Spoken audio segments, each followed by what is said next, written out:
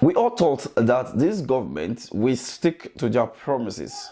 Anyway, Bola Ahmed Tinubu never even promised anybody in the first place. He only said it was his turn. Yorùbá ló kàn.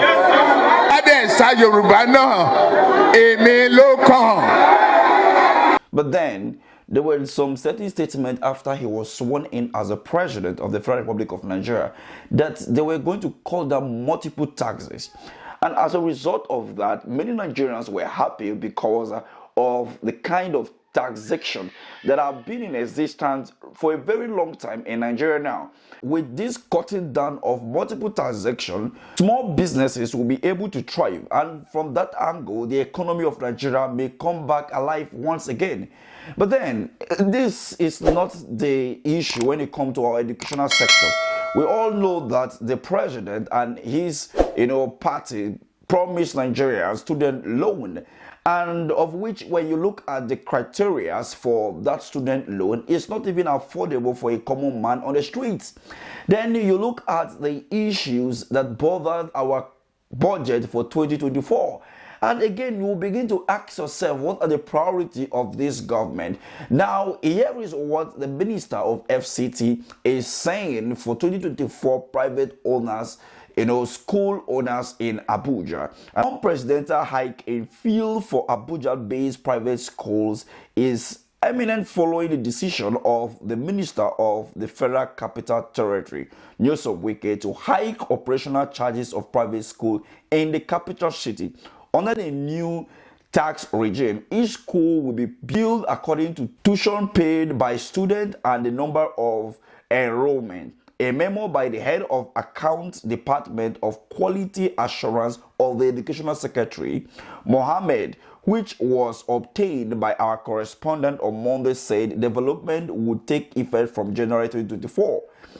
Following the approval of the Honorable Minister of the FCT for a review of operational charges, annual charges, accreditation application and re-accreditation commencement and admission payable by private school in FCT, you are by this letter informed that the old rate of charge ceased to be valid as of December 31st, 2023, and the new rate of charge effectively from 1st of January 2024. Under the new rate, each school is billed according to the tuition charge and the number of enrollment.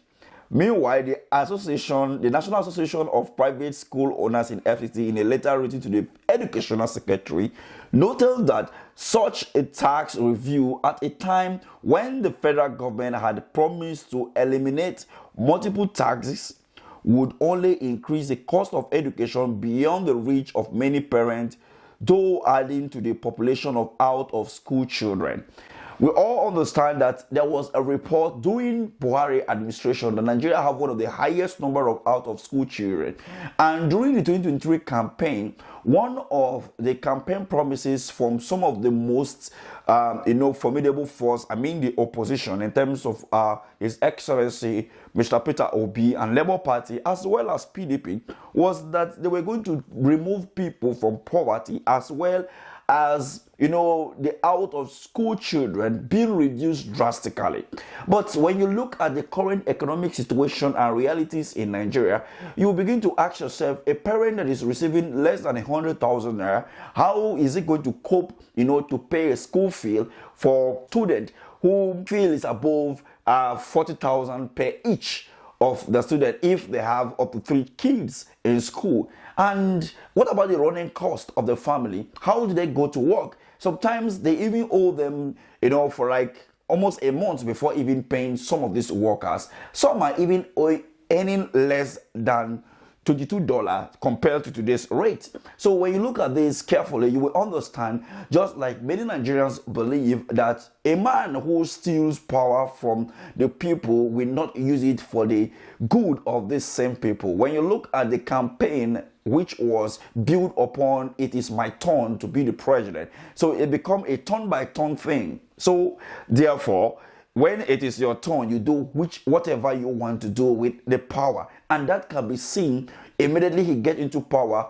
Few months into power, he was already requesting for a presidential yacht, buying vehicles for the office of the First Lady that never exists, that is not recognized by the Constitution of the Federal Republic of Nigeria.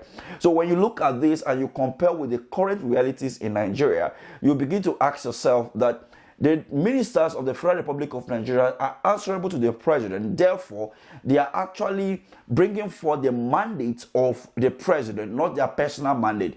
This may bring an attack on the person of Wike, but then, is it not under the directive of Mr. President that is acting, or under his own capacity as a minister of FCT? But note that the FCT ministers, among other ministers of the Federation, are answerable to the president, and they are actually there, to implement the policy that Mr. President wants. They are his cabinet member. So before they carry out any form of major policy or minor, the president must be involved. And this brings us to the issue of Betsy Edu, whom threatened at the past. We saw some rumors and some information that the money she moved has some undertone with the power that bill in Asoro, even though those claims were, debunked by Femi Gbajabiamila, who was accused, among other ministers, like the Minister of Interior. What do we make of all this? It's a matter of time. Nigerians will realize that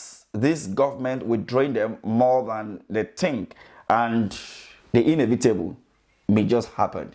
We just hope that the country remains peaceful in the midst of all the insecurity and the hardship in the country. Thank you for watching.